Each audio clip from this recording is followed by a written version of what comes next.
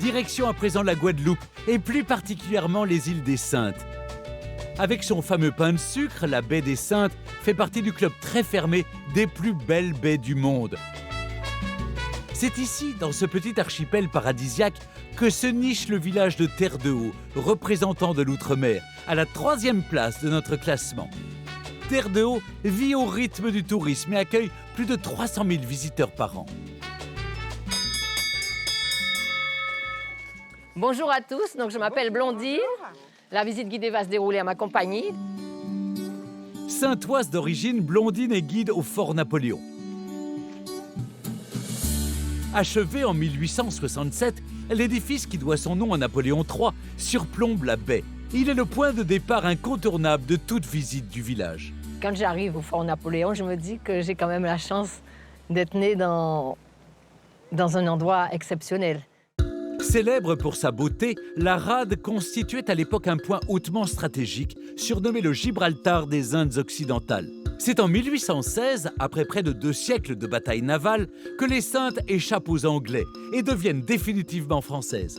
Les premiers habitants ont bien sûr été des marins, puisqu'ils sont arrivés de toutes les provinces de France, Bretagne, Normandie, Vendée. Donc c'est pour ça que sur Terre-de-Haut, on retrouve effectivement ce teint clair. Ça peut être des cheveux frisés blonds avec des yeux bleus, une pommade et des yeux bleus.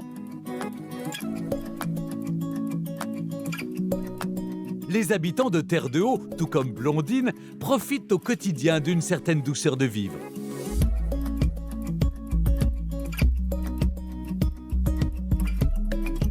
Coucou Alain, ça va et toi? Bonjour Pala. Alors, crêpes de poisson, crêpes de lambie. Très très bon.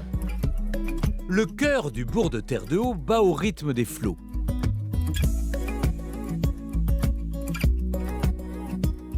Le long du bord de mer s'étire un ruban de maisons colorées aux toits rouges. Ornées de dentelles et de persiennes, ces habitations en bois sont typiques de l'architecture créole. La case créole qui fait partie de notre patrimoine, avec sa galerie, pièce importante, c'est la pièce la plus conviviale de la maison. C'est la pièce où tout se passe. On aime à recevoir les gens sous la galerie. On aime aussi à savoir ce qui se passe. On voit tout, on entend tout. À l'extrémité de l'une des plages du village, un bâtiment se distingue. Érigée en 1942 par le photographe guadeloupéen Adolphe Catan, cette maison donne l'illusion d'être un véritable navire. Surnommée Bateau des îles, elle fut traditionnellement la résidence des médecins de Terre-de-Haut jusqu'au passage de l'ouragan Maria en 2017.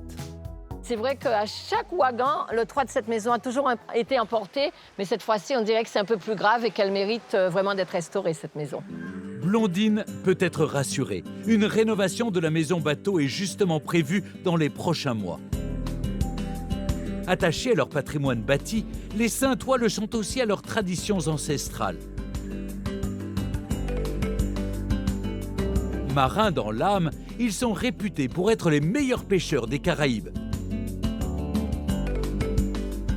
C'est avec l'un d'entre eux, Pedro, que Blondine nous fait découvrir cette activité essentielle de Terre-de-Haut.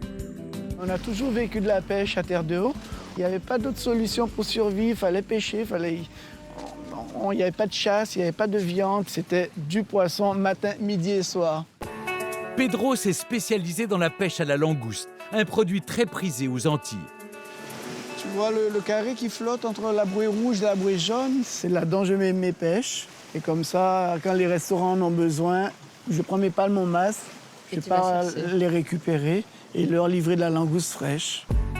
Pedro utilise la technique de la pêche au casier avant de venir entreposer les langoustes dans son vivier. Aujourd'hui, c'est pour régaler les papilles de Blondine qu'il se jette à l'eau. Si quelqu'un se noie là-dedans, c'est de la bonne nourriture parce que la langouste adore la chair fraîche.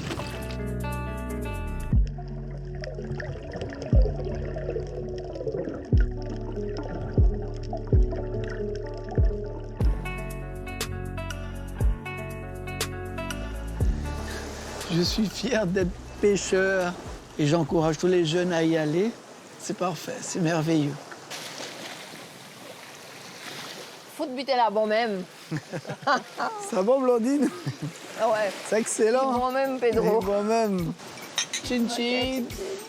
Langue de terre entourée d'eau, Tout à Terre de Haut a un lien avec la mer, y compris sa pâtisserie incontournable, le Tourment d'Amour.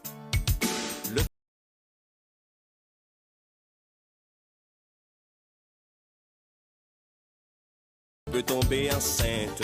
Les tourments d'amour, mesdames, spécialité de l'île. Si tu vas au centre, n'oublie pas de demander nos tourments d'amour. Sans tourment d'amour, dialogue dessous.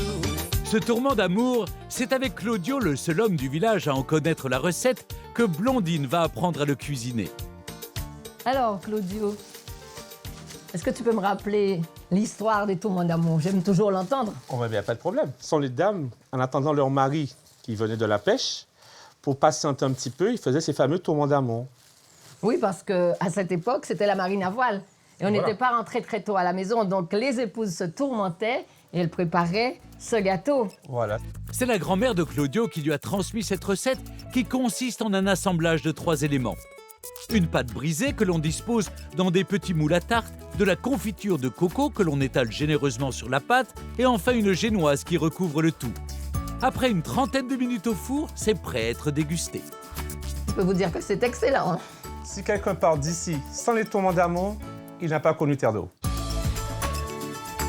Si vous avez la chance d'aller à Terre de Haut, partez à l'assaut du Fort Napoléon. Baladez-vous dans les ruelles pour admirer les cases créoles. Et ne repartez pas bien sûr sans avoir dégusté l'immanquable Tourment d'Amour.